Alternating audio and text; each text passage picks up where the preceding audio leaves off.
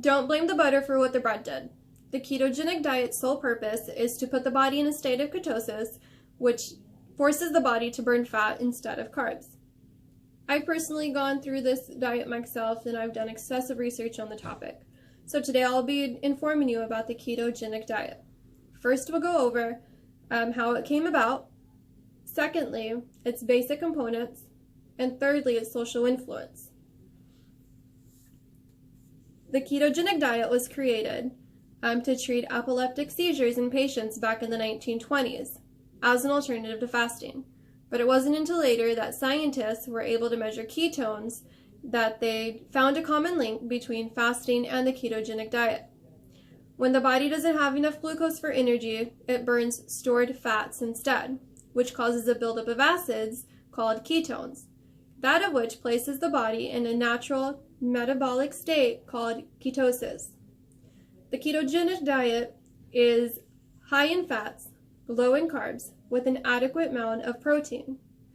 According to DietDoc.com, a clinical trial was done back in 2008 by the Great Ormond Street Hospital, which showed a reduction in seizures by 40% of the children by over half. All the other children who did not show the same results did show an increase in responsiveness, awareness, and alertness. Now that we know a little bit of how it came about, I'll go ahead and go into its basic components. The three main components are the macronutrients, which are fats, proteins, and carbs.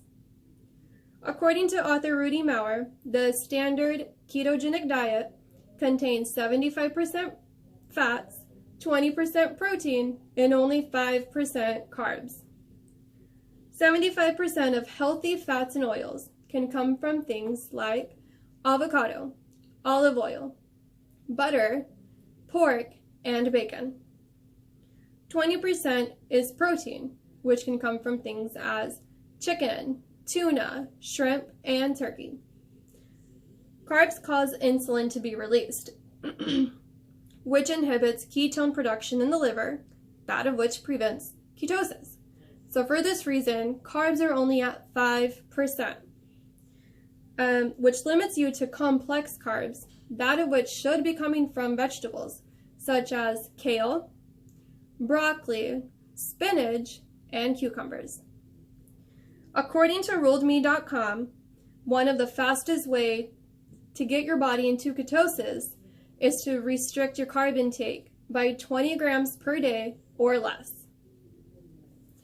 Now that I've told you what the keto diet is, how it came about, and the components, I'll go ahead and go into the social influence. The ketogenic diet is definitely going mainstream. Keto has been around for many years. It started off in the hands of our healthcare providers and scientists, now going into our own hands in our own homes. As stated by the culinary group, Hyde Park, Google search searches for the term keto diet go up by 300% back in 2017. Pinterest is a virtual pin board, which gives us access to all these different types of low-carb keto recipes, as well as tons of keto food list as well. As told by Keto Flavor, many celebrities have gone through the ketogenic diet, which are our biggest inspiration, celebrities. A few examples are Tim McGraw, Halle Berry, and Mick Jagger. These people are people that we definitely identify ourselves with in one way or another. Having them go through the ketogenic diet has definitely boosted the keto name. In conclusion, today I've informed you how the ketogenic diet came about, all of its basic components, and its social influence.